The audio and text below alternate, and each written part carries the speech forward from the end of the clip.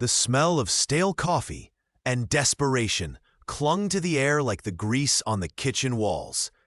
Every clatter of a plate, every impatient bell from the counter, hammered another nail into the coffin of hope. This wasn't just a job, it was a cage, built of minimum wage, unpredictable tips, and bills that arrived with terrifying regularity. How much pressure could one person take before they shattered? What would it take for the suffocating weight of the world to finally crush a spirit already buckling under its load? When every sunrise felt like another sentence to the same grinding struggle, where did you find the strength to dream, let alone fight? Sometimes it feels like life itself is rigged against you, demanding more than you have, leaving you with nothing but exhaustion and debt. But what happens when the cornered mouse bites back?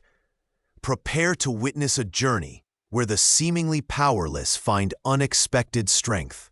If you're ready to explore the raw emotion of being pushed to the brink and the incredible power of finding a way forward, illuminate that like button and join our community by subscribing. Ilara knew the rhythm of the diner by heart, the screech of chairs on the linoleum floor, the hiss of the espresso machine, the low murmur of early morning regulars. Her feet ached constantly, a dull throb beneath worn-out sneakers that had seen too many miles between tables. She moved with a practiced weariness, balancing trays laden with greasy breakfasts, her smile fixed but brittle. Each coin dropped into her hand felt minuscule against the mountain of debt that loomed over her life. The rent was late, again. The electricity bill was a final notice. The small, persistent cough that had bothered her for weeks was a growing dread because she couldn't afford to miss work, much less pay for a doctor. She saw the faces of the customers, some kind, some oblivious, some openly dismissive, but they all blurred into a single, relentless tide, demanding service she was barely physically able to provide. There was no escape. The diner, her tiny, cramped apartment, filled with hand-me-down furniture. The bus routes she walked because she couldn't afford a car. It was all a tightly woven net. She watched the world outside the steamed-up windows, people rushing to places she couldn't imagine, living lives that felt impossibly distant. A cold knot tightened in her stomach. The weight was crushing. The walls were closing in, and she felt utterly, hopelessly trapped. The fluorescent lights of the grocery store hummed a monotonous tune, a stark contrast to the chaos unfolding beneath them. Sarah's feet ached inside her worn-out shoes, a dull throb that had become a constant companion. Another Friday night, another endless shift on the floor, stocking shelves, cleaning spills, and enduring the relentless tide of customers.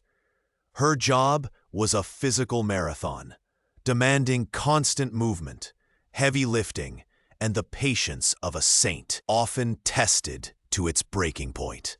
The stale smell of spilled milk and disinfectant hung in the air, a scent that now felt permanently etched into her senses. It wasn't just the physical toll. The emotional exhaustion was often worse. The wages barely covered the rent on her cramped, moldy apartment, let alone food or the small mountain of bills that seemed to grow taller each month. Every penny counted, every extra hour begged for, yet even then. The simple reality was that she was perpetually living on the edge, one unexpected expense away from disaster. Her fridge was often bare, a chilling reminder of her precarious financial state. And the customers, oh, the customers. Some were kind, a rare, welcome reprieve, but far too many treated her with disdain, as if she were invisible, or, worse, an inconvenience. They snapped at her for things out of her control, demanded impossible feats, or left messes for her to clean without a second thought. She remembered the sting of a woman's words, just last week, sharp and dismissive, demanding she fetch an item instantly, then tutting loudly when Sarah explained it was out of stock. It wasn't just the words. It was the cold look in her eyes, the blatant disregard for Sarah's humanity. These encounters chipped away at her spirit, leaving her feeling small and insignificant.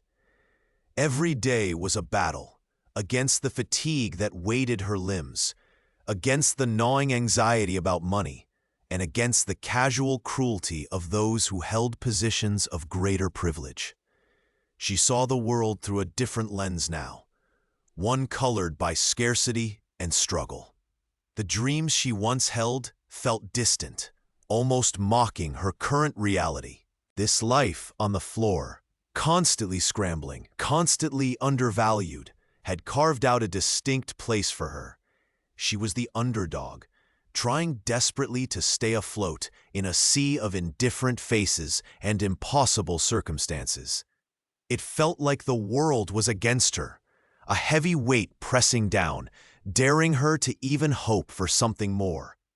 The metallic tang of anxiety was a familiar taste on her tongue as she faced another aisle, another customer, another battle she had to fight just to survive. The thin, official-looking envelope lay on the worn kitchen table. Sterling's callous decision. 2 weeks felt like 2 hours. She had begged, pleaded, explained her situation, but his stone face had offered no mercy. Every door she'd knocked on since, every application she'd filled out, had led nowhere. The city felt vast and cold, indifferent to her plight. She clutched the notice, her knuckles white. This wasn't just about losing a roof over her head. It was about losing everything. Her small sanctuary, the only place that felt truly hers in a world turned hostile. The air in the apartment, usually comforting with the faint smell of old wood and lingering spices, now felt stale, suffocating. She could hear the frantic beat of her own heart echoing in her ears, a drumbeat of impending disaster. She sank into a chair, the worn fabric offering little comfort. How could this be happening? Just weeks ago, she had a job, stability, hope. Now, staring at this paper, all she saw was a gaping abyss. She thought about calling him again, despite the futility, the desperate hope that perhaps, just perhaps, he might have a shred of decency. She picked up the phone, her hand shaking as she dialed the number she now dreaded. It rang twice before his voice, smooth and dismissive, answered. Yes? Who is this? I'm a very busy man. Maria swallowed hard, the lump in her throat making it difficult to speak. Mr. Sterling, it's Maria, from accounts. I got the final notice today, the eviction notice. Please, Mr. Sterling, you have to understand. I haven't been able to find anything else yet. Is there anything at all you can do? Any advance? Anything? Her voice cracked on the last word, raw with desperation. A brief, cold silence stretched between them, broken only by a faint rustle of papers on his end. Then he chuckled, a low, unpleasant sound that sent a shiver down her spine. Maria, didn't we discuss this? Your unfortunate situation is no longer my concern. Business is business. Perhaps you should have been more careful when you were here, or perhaps tried begging sooner, though I doubt it would have helped. His words were like shards of ice, each one a deliberate cruelty. He was enjoying this. He was enjoying her suffering. But where will I go? I have nowhere else. That's it. That, my dear, is entirely your problem. Now, if you'll excuse me, I have actual work to attend to. Don't call this number again. The line went dead. The silence in the apartment rushed back in, heavier than before. He hung up, just like that. Her last desperate plea met with mockery and indifference. Tears welled in her eyes, hot and stinging, blurring the eviction notice further. The weight of the world pressed down on her chest, making it hard to breathe. This wasn't just a problem, it was a catastrophe. And it was happening now. The conflict had escalated, pushing her to the very edge of despair, facing the terrifying reality of losing her home, utterly alone against the forces that sought to break her. Hope, a flickering candle in a storm, guided her hands as she typed. Maria spent her evenings in the dim glow of her laptop screen, the stale smell of cheap coffee filling the air, meticulously crafting cover letters. Each application was a fragile offering to a world that seemed determined to keep her out. She applied everywhere, positions below her qualifications, roles in different industries, anything that promised escape from the suffocating atmosphere of her current workplace. The digital abyss swallowed her applications, rarely offering even a glimmer in return. Rejection emails arrived like cold, flat stones dropped into a still pond, their impact rippling outwards, chilling her resolve. The sound of the notification chime became a source of dread. Seeking help felt like wandering through a desert, her voice hoarse and unheard.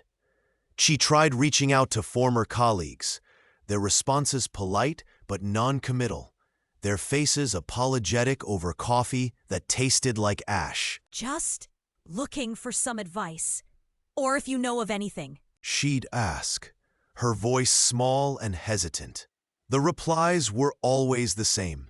A variation on, "Things are tough out there," or "Wish I could help." Even attempting to discreetly approach someone in her current company's HR felt like navigating a minefield.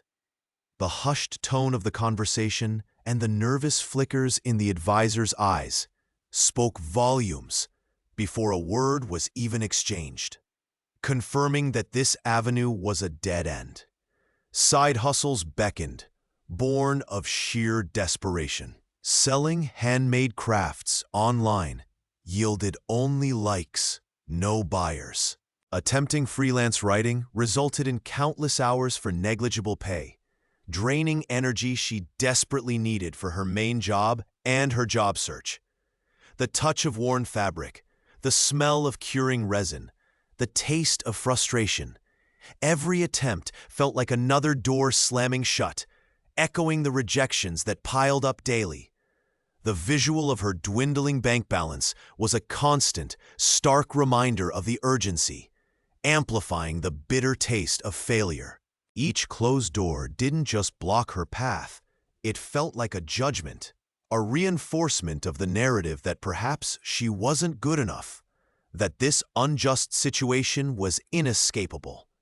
The weight of repeated failures pressed down, heavy and suffocating, threatening to extinguish that last flicker of hope entirely. A fragile possibility bloomed in the suffocating air, a tiny, vibrant flower pushing through barren ground. A sympathetic administrator, a woman known for her quiet integrity, had scheduled a private meeting with Maria. Hope, a sensation Maria had learned to distrust, fluttered tentatively in her chest. She allowed herself to imagine, just for a moment, a path out of the relentless pressure, a chance to finally speak her truth without fear of immediate reprisal. She remembered the administrator's gentle voice on the phone, promising discretion and a fair hearing. Walking towards the meeting room, the stale office air felt less heavy, the hum of fluorescent lights less oppressive. The lingering scent of burnt coffee and desperation seemed momentarily lifted. The prospect of a neutral ear, a chance for her story to be heard outside the circle of her tormentors, warmed her like weak sunlight after a long, cold winter. She smoothed her dress, took a deep, shaky breath, and felt a surge of cautious optimism. This could be it, the small opening she needed. But the meeting room door opened not to the sympathetic face she expected, but to the cold, calculating gaze of Mr. Henderson. His presence alone was a punch to the gut. The administrator was nowhere to be seen.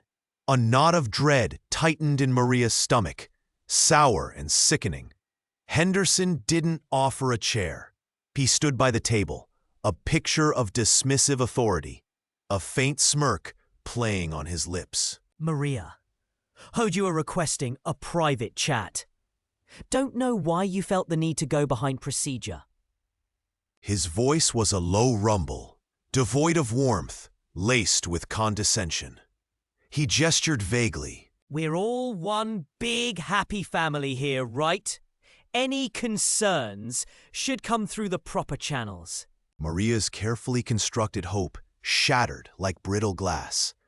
The scent of polish and stale paper in the room suddenly felt suffocating. She could almost taste the bitter defeat rising in her throat. Mr. Henderson, I was told this meeting was with... She began, her voice barely a whisper, the warmth of hope replaced by the icy grip of fear and profound disappointment. Henderson cut her off with a sharp wave of his hand. Yes, arrangements change. Schedules shift. The individual you were expecting is no longer handling your case. I am, and frankly, Maria, I'm not seeing any case here, just disruption. He leaned forward slightly, his eyes like chips of ice. Consider this opportunity. Reassigned. Any further attempts to bypass your direct reporting structure will be viewed very dimly. Very dimly indeed. He didn't need to say more. The message was brutally clear.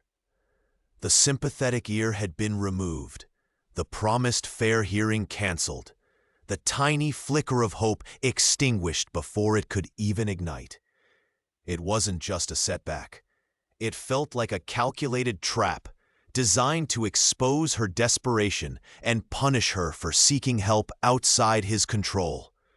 The bitter taste of betrayal filled her mouth, and the room, minutes ago filled with faint promise, now reeked only of defeat and the chilling knowledge that her struggle had just become even harder.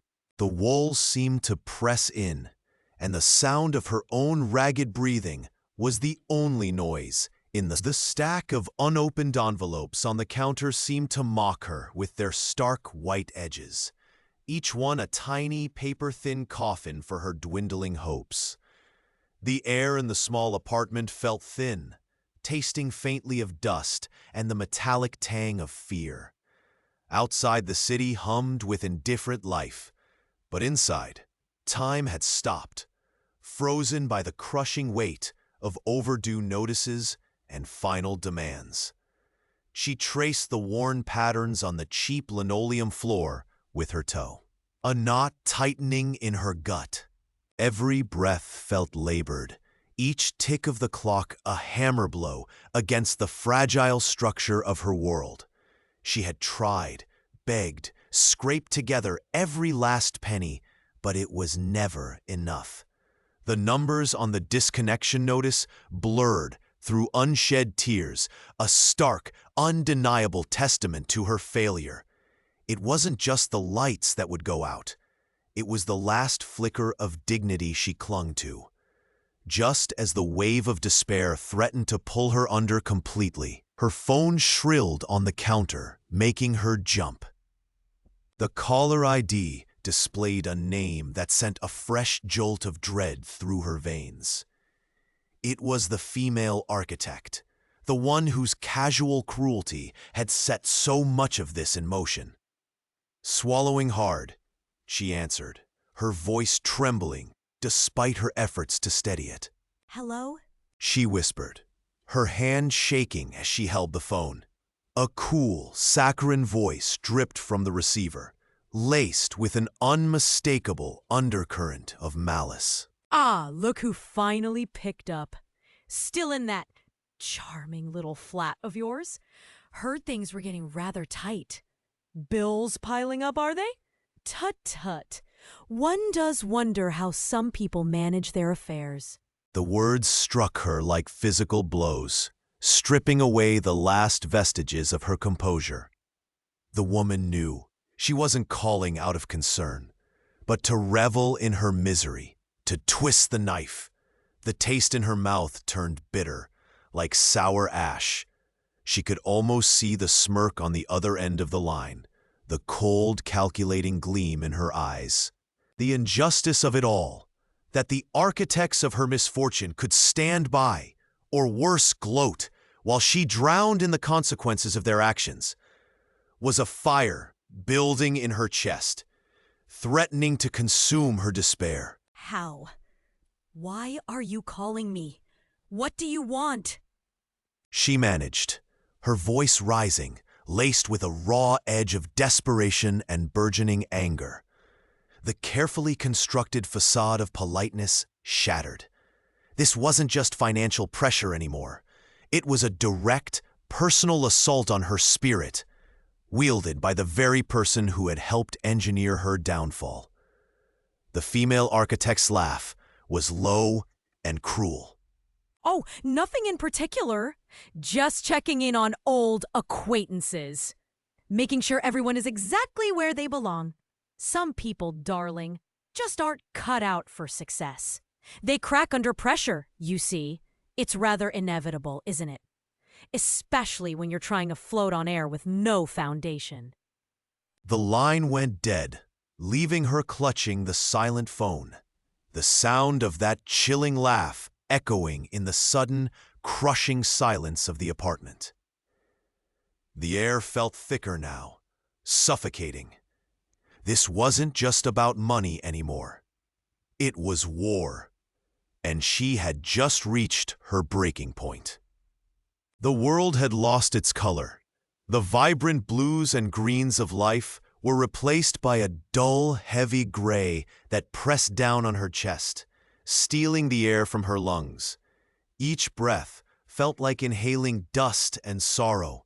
She sat alone in the quiet, too weary even to weep, the tears having dried up hours ago, leaving crusty tracks on her cheeks. The silence was punctuated only by the frantic, hollow beat of her own heart and the distant hum of traffic. A world moving on, indifferent to her collapse. Doubt, a venomous serpent, coiled itself around her thoughts, whispering corrosive lies. Had they been right all along? Was she fundamentally flawed, incompetent, destined to fail? Their cruel words, sharp and biting, echoed in the cavern of her mind, amplified by her own despair. Honestly, just give up. You're clearly not cut out for this. That. Trying is pointless when you're just going to embarrass yourself. The voices were relentless, confirming the terrible feelings that had begun to bloom within her, like toxic flowers. A profound weariness settled deep in her bones, a fatigue that sleep couldn't touch. The path ahead seemed impossibly steep, a jagged, unclimbable mountain shrouded in mist. What was the point of fighting, of pushing forward, when every step felt like wading through concrete? The hope that had once flickered brightly was now a dying ember, threatening to extinguish completely. Giving up felt easy, like a soft bed promising oblivion from the pain. The thought, chilling and seductive, wrapped around her mind. Just stop. Let the current carry her wherever it pleased. Stop struggling against the tide. She ran a trembling hand over the worn fabric of her clothes, feeling utterly diminished, small, unworthy. The scent of stagnant air in the room seemed to mirror her own feeling of stagnation, of being trapped and decaying.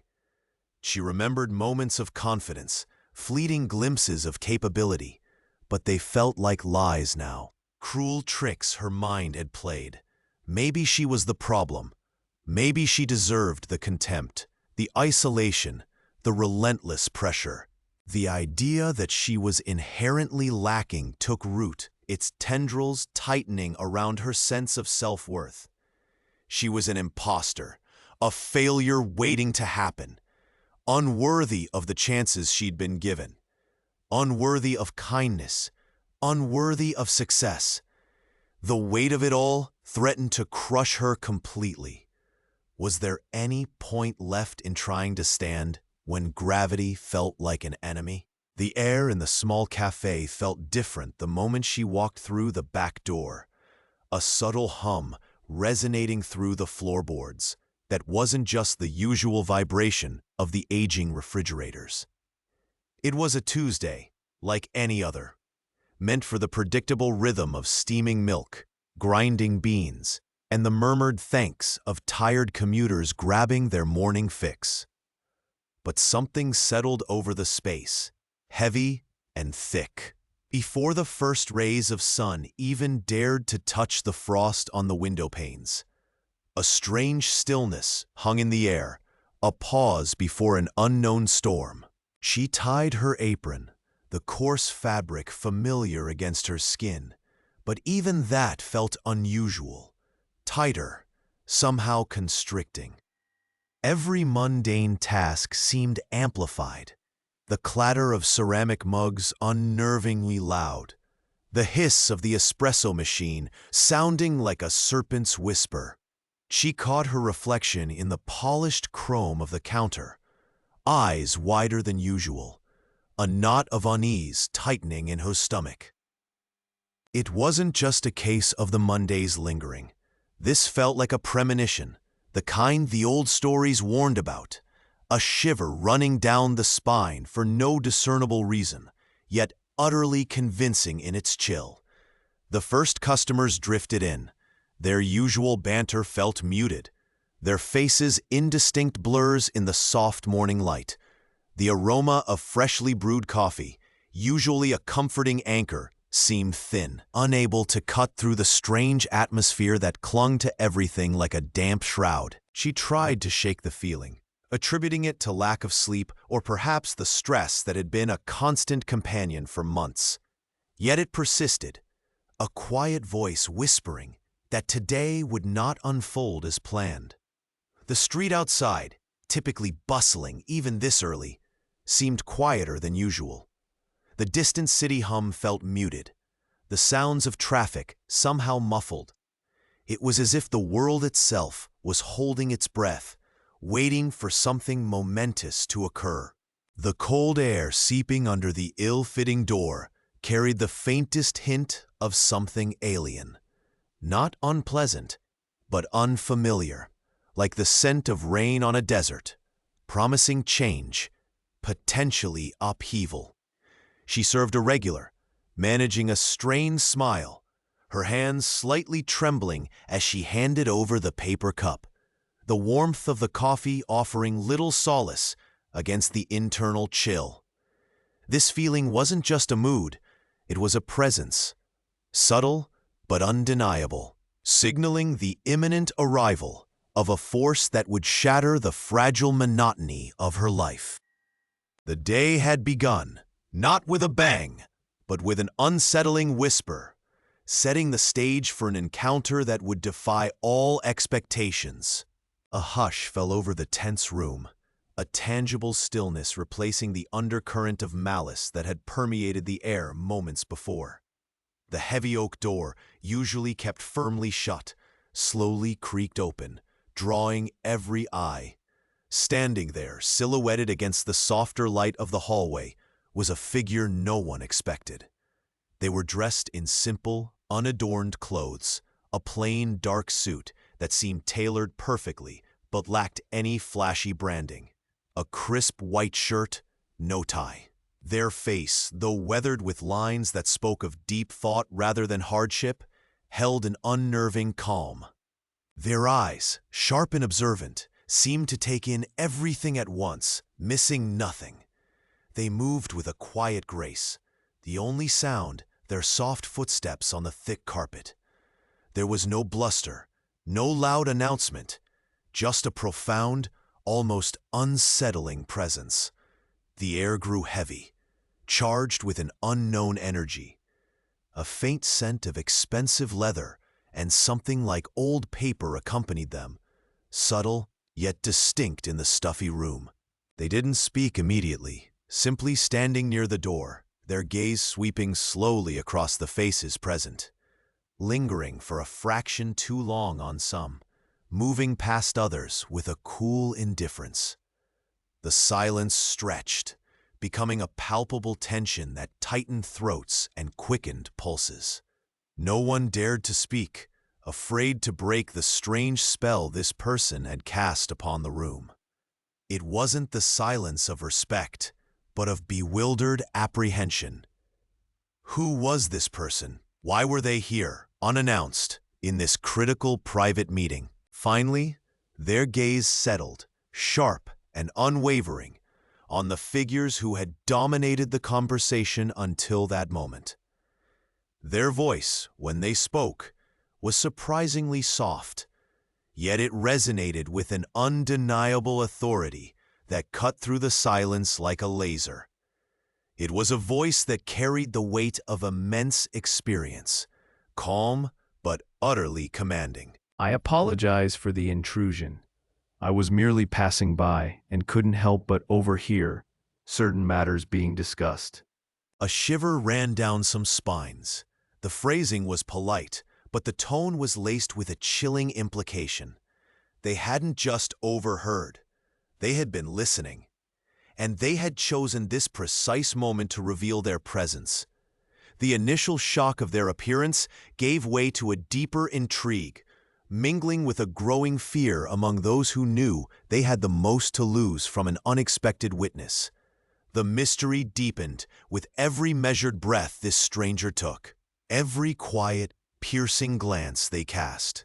The room that had felt like a stage for a pre-written drama suddenly felt like shifting ground. The script thrown violently off course by the simple opening of a door and the quiet entrance of one unexpected guest. The air in the bustling cafe thickened with the aroma of freshly brewed coffee and warm pastries, a stark contrast to the cold knot tightening in Maya's stomach. She saw him then, the man at table 7. He was unlike the usual patrons, his gaze steady and seemingly seeing everything, yet revealing nothing. They called him the enigmatic guest among themselves, a quiet figure who visited perhaps once a month, ordered a simple black coffee, and sat observing. Today, he ordered more, a full breakfast, eggs perfectly scrambled, thick-cut bacon, and toast with marmalade, a deviation from his norm. Maya was assigned his table. Her hands trembled slightly as she placed the heavy ceramic plate before him, the warmth of the food radiating upwards. The smell of sizzling bacon and buttered toast filled her senses, almost sickeningly rich given her own hunger pangs. She carefully poured his coffee, the dark liquid swirling in the cup, its bitter fragrance sharp and clean. He watched her with those unnervingly calm eyes. There was no judgment in them, but an intense, quiet observation that made her feel both exposed and somehow, strangely, seen. As she cleared a nearby empty table, scraping crumbs into her hand, she heard the familiar, cruel laughter drift from the staff area. Look at her, fumbling again. Some people just aren't cut out for this. A sharp, masculine chuckle followed. Probably Butterfingers. Hope she doesn't drop the customer's order. Maya flinched, her fingers tightening around the small pile of crumbs. She didn't dare look back, her cheeks burning with humiliation. The sound of their derision seemed to amplify in the suddenly quiet corner of the cafe where the enigmatic guest sat. She turned back to his table to refill his water glass. As she reached for it, his hand stopped her, a gentle touch on her wrist. His skin felt cool, dry. His eyes, deep and intelligent, held hers for a moment that stretched into an eternity. He didn't speak, but in that brief touch, that silent look, Maya felt a flicker of something she hadn't felt in a long time: acknowledgement. It wasn't pity, but a quiet understanding, perhaps even a silent question hanging in the air. What is happening here? He released her wrist and picked up his fork, resuming his meal as if nothing had happened. But for Maya, the interaction was a jolt, the simple act of being seen, not as a target for ridicule, but as a person, felt like a lifeline in the suffocating atmosphere of the cafe. The smell of coffee and bacon suddenly seemed less suffocating, and a fragile seed of hope, planted by a silent touch and an enigmatic gaze, began to sprout in her weary heart. The challenging guest hadn't been challenging at all. He had been quietly, profoundly memorable. The last morsel of the warm, comforting meal lingered on her tongue, a taste of fleeting peace in a world that had felt anything but peaceful lately. She took a slow sip of her water, the cool liquid a soothing contrast to the richness she had just consumed. Around her, the restaurant hummed with the soft, low cadence of contented diners, the clinking of cutlery, the hushed laughter weaving a tapestry of ordinary evening sounds. It felt safe, a brief, blessed respite from the weight she carried daily. She leaned back slightly in her chair, a sigh of quiet satisfaction escaping her lips, completely adrift in the moment, utterly oblivious to the storm gathering just beyond the horizon of her awareness. The world outside the warm glow of the restaurant seemed distant, its troubles unable to penetrate the simple contentment of a good meal finished. Her gaze drifted casually across the room, taking in the art on the walls, the way the candlelight reflected in the water glasses, the unobtrusive efficiency of the staff moving between tables. Her thoughts were simple, mundane, perhaps planning the route home, or recalling a pleasant detail from the day. The idea that this quiet, unassuming moment held within it a pivotal turn, a cruel twist designed to strip away her fragile peace, was utterly alien to her mind. She simply existed, breathing normally, feeling the pleasant fullness in her stomach, the gentle warmth in her chest. Then, a shadow fell over the edge of the table. The waiter, a young man with a polite, unassuming face, stood holding the dark leather folder. This was it, the final, expected formality of the meal. No tension, no alarm, just the natural conclusion to the dining experience. He placed the folder down quietly, a soft thud on the tablecloth. She offered a small, grateful smile, her fingers already starting to move towards her bag, where her wallet lay. The leather of the folder felt smooth and cool under her fingertips as she reached for it. Her hand grasped the edge, pulling it gently open. Her eyes, still soft from the relaxation of the meal, began to scan the neat columns of numbers, performing the automatic mental calculation of tip percentages, a routine as ingrained as breathing. There was no flutter in her chest, no prickle of unease on her skin. The air remained still, the gentle murmur of the restaurant continuing its steady rhythm. This was merely the act of paying for her meal, a simple, predictable step she had taken countless times before. She saw the total, a number she had more or less expected, and reached inside the folder, her fingers brushing against the slip of paper within, preparing to insert her card. The routine felt solid, dependable. But routines, she was about to discover, could be shattered in an instant, revealing a hidden, devastating truth beneath the surface of the ordinary. Her hand, slightly trembling, reached for the leather bill presenter.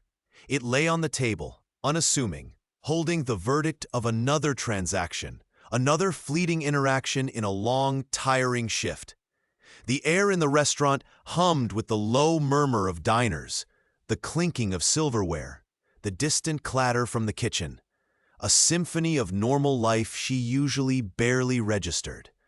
But now, everything felt slightly muted, the sounds distant as a singular focus narrowed her world to this small, dark folder.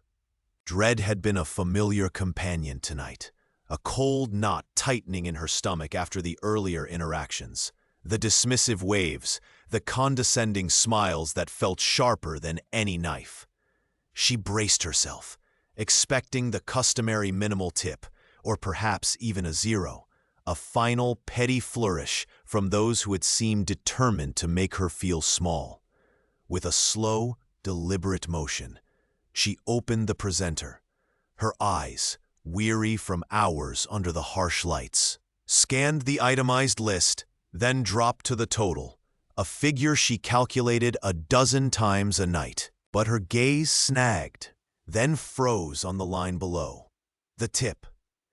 Her breath hitched. A sudden hot flush rose to her cheeks, quickly followed by a chilling wave that swept over her skin, leaving goosebumps in its wake. She blinked, hard, forcing her eyes to refocus. Was she hallucinating? The number stared back at her, stark and impossible. A sequence of digits that defied belief, a figure larger than she made in months, maybe even a year. It wasn't a few dollars, not even a few hundred. It was thousands. A truly enormous, mind-boggling sum scribbled onto the paper. Her hand began to shake violently now, the bill rustling like dry leaves in a storm. Disbelief warred with a surging, dizzying confusion. How? Why? This was a cruel joke, wasn't it? A mistake? Someone had transposed numbers, surely. Her heart hammered against her ribs, a frantic bird trapped in a cage. The background noise of the restaurant faded entirely, replaced by the roaring in her ears. Her vision blurred for a second, then cleared. The impossible figure, solid and unyielding on the page. It was real. This wasn't the petty insult she'd steeled herself for. This was something else entirely, something so far beyond her expectations, it felt like a disruption in the fabric of reality itself.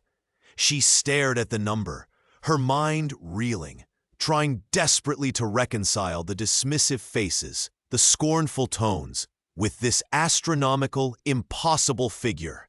It made no sense. Absolutely none. Her hand trembled so violently, she almost dropped the receipt. The number swam before her eyes, blurred by the sudden stinging moisture pooling there. It couldn't be right. It absolutely could not be right. Her fingers, slick with nervous sweat, fumbled with the small slip of paper, trying to smooth it out against the worn surface of the service station.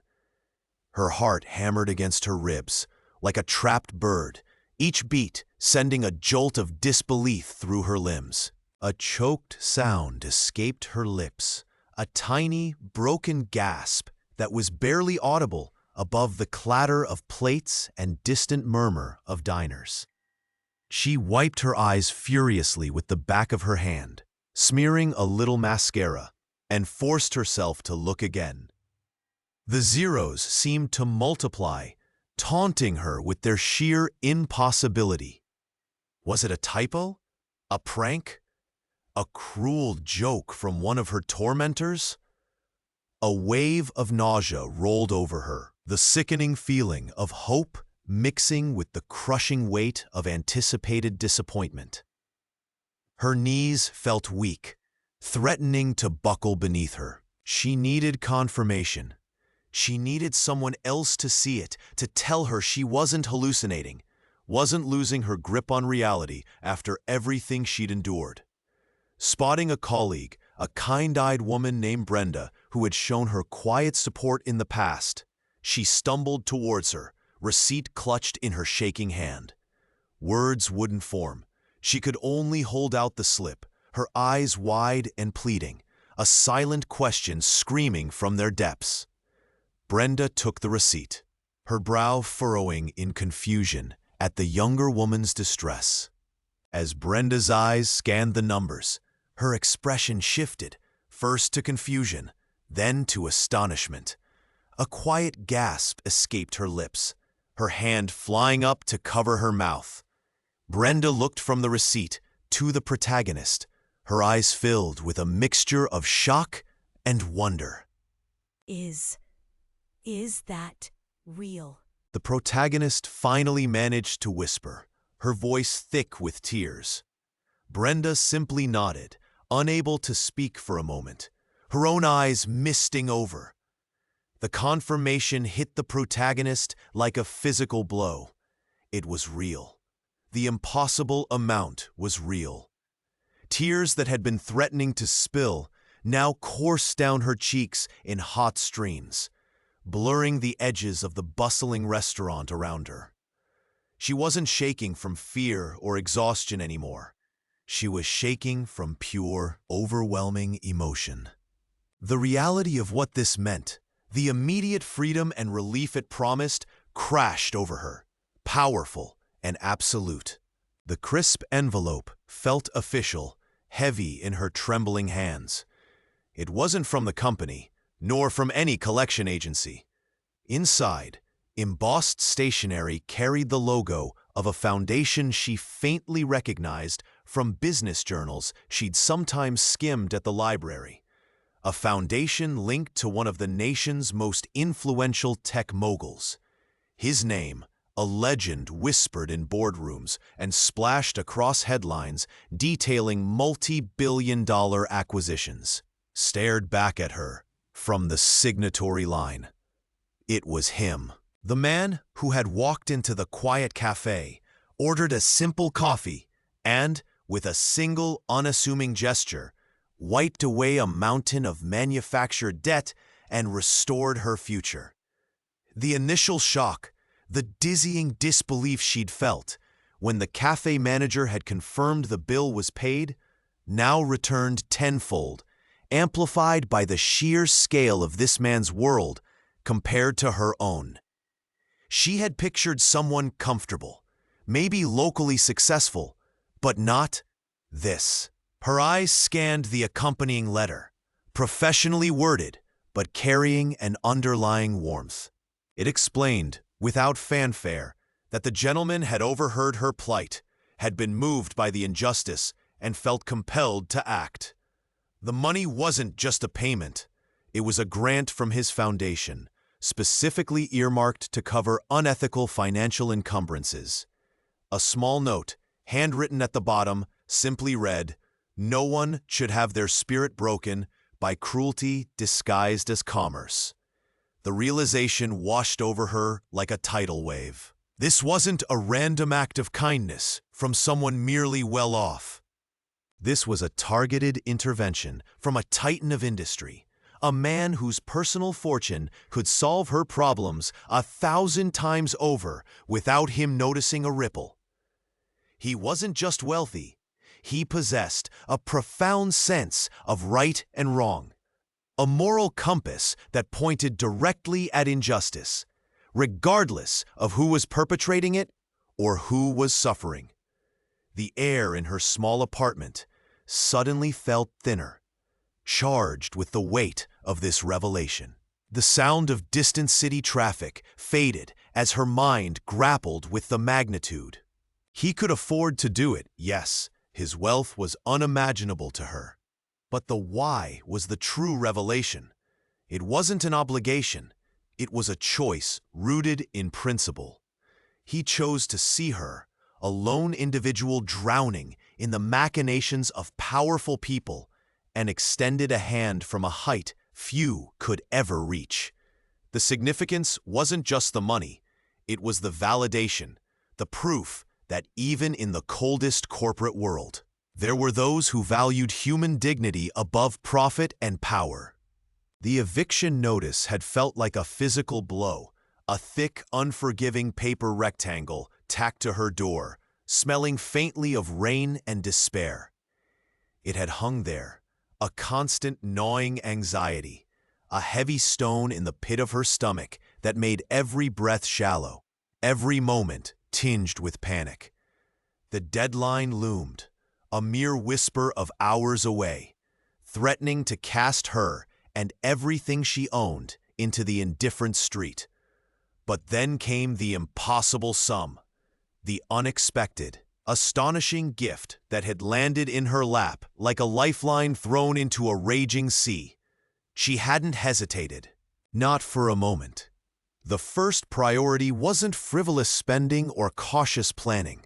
It was the roaring, immediate storm that needed to be silenced. It was the roof over her head, the single fragile layer of protection between her and utter ruin. Her hands trembled slightly as she logged into the online portal, the faint, acrid smell of the old laptop's warm plastic filling her nostrils. Outside, the city hummed, a distant, uncaring symphony. The screen glowed with the brutal numbers, the outstanding balance that represented sleepless nights and whispered prayers. With a deep, shaky breath that tasted like fear and hope combined, she initiated the transfer. The click of the mouse echoed loudly in the sudden stillness of the room. A tiny sound with monumental power. A wave of sensation washed over her as the confirmation appeared. It wasn't just relief. It was an earthquake of freedom rumbling through her soul. The stone in her stomach dissolved, replaced by a dizzying lightness. She closed her eyes for a moment, savoring the feeling. The warmth spreading through her chest. The air in the small apartment suddenly felt cleaner, easier to inhale. The threat, so imminent, so crushing, had been neutralized. The landlord's cold indifference, the smug assumption of her failure that had hung in the air during their last exchange, suddenly felt distant, powerless. This was more than just paying a bill. It was a defiance, a reclamation of her space, her safety, her fundamental right to exist without constant threat. It was the first ripple of the payback and rise. It wasn't the grand victory yet, not the full justice. But it was the crucial step out of the abyss. The storm hadn't vanished entirely. Other bills, other struggles remained, but the most immediate, life-threatening squall had passed. She stood there by the ancient laptop, the glow still reflecting in her eyes, feeling the solid ground beneath her feet again. The future, moments before a terrifying void, now held a fragile, nascent possibility. She had faced the edge and stepped back, armed with an unexpected gift and a renewed sense of her own resilience. This single decisive act had rewritten the immediate narrative from one of impending doom to one of defiant survival, a first taste of reclaiming power from those who sought to strip her bare. The dust motes danced in the slivers of sunlight cutting through the small, familiar window, a stark contrast to the expansive possibilities now stretching before her. The weight that had pressed down for so long was lifting, replaced by a potent mix of relief and purpose. She held the documents detailing the settlement, not just as proof of vindication, but as the blueprint for a future she had dared only to whisper about in the darkest hours. This was the true rise, not just escape from the pit, but the steady, deliberate climb towards solid ground and beyond. Her thoughts weren't consumed by the past injustices, though the scars remained, but by the vibrant canvas of tomorrow. The money wasn't just compensation. It was a seed, watered by tears and resilience, ready to sprout. First, education. A deep-seated yearning she'd suppressed for years bloomed anew. She saw herself in a classroom, absorbing knowledge, building the skills she'd always craved, not just for herself, but as an example. And beyond her own learning, ensuring her younger siblings, her nieces and nephews, had access to the best schools, a chance she or her parents never had. The rustle of pages, the scent of old books, these were dreams she could now make tangible. Then, security. The instability of poverty, the gnawing anxiety of living hand-to-mouth, had left an indelible mark. A significant portion would be set aside, invested wisely, creating a cushion, a foundation of stability that no cruel word or unjust act could easily shake. The cool logic of financial planning felt strangely comforting, a solid anchor in the turbulent waters of life. Helping family was not just a plan, but an instinct, a deep, pulsing beat within her chest.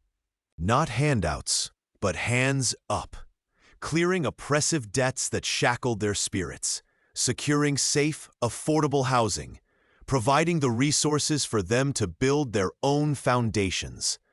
She envisioned shared meals in a new, bright space, the sound of easy laughter replacing strained whispers, the warmth of true security wrapping around them all. And finally, the move, away from the streets steeped in difficult memories, the walls that had echoed with fear and frustration, to a neighborhood where children could play freely, where the air felt cleaner, where the simple act of walking down the street didn't carry a silent threat. She dreamt of sunlight streaming into a home filled with peace, the smell of clean laundry and cooking food, the simple, profound comfort of belonging somewhere safe. This was the concrete manifestation of her rise, building a future rooted in the kindness she cultivated within herself, a future that honored the struggle and celebrated the unwavering strength of the human spirit. The scent of polished wood and faint, lingering perfume filled the spacious office, a stark contrast to the dusty paths and sterile waiting rooms that had defined so much of her recent past. Looking out the wide window at the cityscape below, bathed in the soft glow of the afternoon sun, felt like observing another world, a world she was now unexpectedly a part of. It was impossible not to reflect on the arduous journey that had led her here. From the depths of despair and injustice to this plateau of unexpected fortune, a wave of profound gratitude washed over her, warm and comforting like a weighted blanket after a long chill. She remembered the gnawing fear, the sleepless nights, the feeling of being utterly alone against insurmountable odds, the taste of cheap, bitter coffee fueling endless days of searching and hoping, the touch of worn paper, clutching documentation that seemed to offer no way out. But then, the turning point, the intervention, the kindness offered without expectation. It wasn't just the financial security, though that was a blessing beyond measure. It was the belief shown in her, the restoration of dignity that had been so brutally stripped away. The sound of his decisive voice, cutting through the silence of the courtroom, echoed in her memory, a melody of justice. The moral lessons of her struggle were etched deeply into her soul. Hope, she learned, wasn't a passive wish, but an active defiance against despair. A flicker she had desperately kept alive, even when it felt like trying to ignite damp kindling in a storm. Perseverance was the quiet strength that pushed her forward, one small, weary step at a time, even when the path was shrouded in darkness. And unexpected blessings, they were the true miracles, arriving not always as foreseen, but precisely when and how they were needed most, proving that sometimes the universe tilted back towards fairness, rewarding the resilient heart. This new life, rich not only in material comfort, but in peace of mind and opportunity, was the harvest of a seed of hope stubbornly planted in barren ground. It was a powerful testament to the fact that even in the darkest moments, holding on to light could illuminate paths unseen. And so, the cycle completed.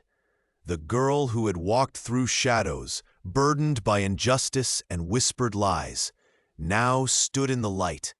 Not just survivors, but thrivers. Their story wasn't just one of overcoming adversity. It was a testament to the quiet power of resilience, the unwavering importance of truth, and the simple, profound impact of one person choosing to do what was right. The echoes of past hurts began to fade, replaced by the soft hum of a life rebuilt, a life where dignity was restored. And the future, once a source of anxiety, now shimmered with the promise of peace and purpose. They had faced the storm and found their rainbow, proving that courage, though often quiet and unseen, could indeed change the very course of destiny. The journey had been long and fraught with pain, but standing here now, wrapped in the quiet glow of gratitude and the gentle certainty of peace, it felt, finally, complete.